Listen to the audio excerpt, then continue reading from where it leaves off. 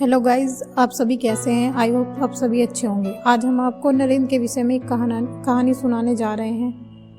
नरेंद्र का शरीर इतना हष्ट-पुष्ट था कि वे 16 वर्ष की आयु में 20 वर्ष के लगते थे। इसका कारण था नियमित रूप से व्यायाम करना। वे कुश्ती का भी अभ्यास करते थे। शिमला मोहल्ले में कार्नवालिस स्ट्रीट के निकट एक अखाड़ा था जिनकी स्थापना हिंदू मेले के प्रवर्तक नवगोपाल मित्र ने की थी। वहीं नरेंद्र अपने मित्रों के साथ व्यायाम करते थे। सर्वप्रथम मुक्केबाजी में उन्होंने चांदी की तिल्ली पुरस्कार में जीती थी। उस दौर में वे क्रिकेट के भी अच्छे खिलाड़ी थे। उसके अतिरिक्त उन्हें घुड़सवारी का भी शौक था। उनके इस शौक को पूरा करने के लिए विश्वनाथ जी ने उन्हें एक घोड़ा खरीद कर दिया था। नरेंद्र की संगीत में विशेष रुचि थी।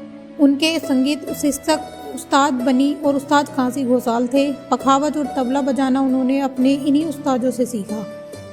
उनमें एक अच्छे वक्ता के गुण भी मौजूद थे। जब मेट्रोपोलिटन इंस्टीट्यूट के एक शिक्षक अवकाश ग्रहण करने वाले थे, तब स्कूल के वार्षिक पुरस्कार वितरण समारोह वाले दिन ही नरेंद्र ने उनके अभिनंदन समारोह का आयोजन किया।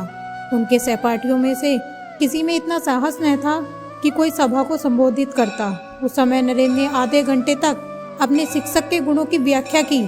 उनके विछोह से उत्पन्न दुख का भी वर्णन किया। उनकी मधुर व तर्कसंगत वाणी ने सभी को अपने आकर्षण में बांध लिया था। मैट्रिक पास करने के बाद नरेंद्र ने जनरल असेंबली कॉलेज में प्रवेश लिया और एफए की पढ़ाई करने लगे। उस समय उनकी आयु 18 वर्ष की थी। उनकी तीव्र बुद्धि तथा आकर्षक व्यक्तित्व ने अन्य छात्रों को ही नहीं बल्कि अध्यापकों को भी आकर्षित किया। जल्द ही वहाँ उनके कई मित्र बन गए। कॉलेज में उनके विषय में उनके एक मित्र प्रियनाथ जी ने अपने संस्मरण में लिखा था, नरेंद्र छेदो तालाब के निकट जनरल असेंबली कॉलेज में पढ़ते हैं। उन्होंने एफए वहीं से पास किया।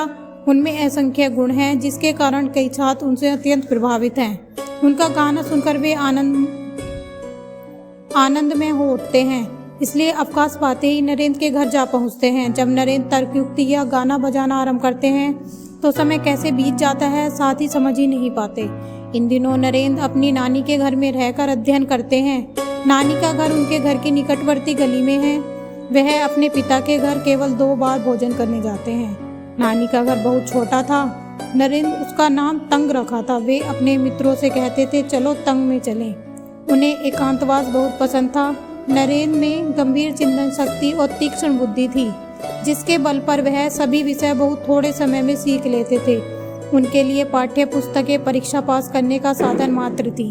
वह इतिहास, साहित्य और दर्शन की अधिकांश पुस्तकें पढ़ चुके थे, जिनसे उन्होंने अपने हृदय में ज्ञान का अपार भंडार संग्रहित कर लिया था।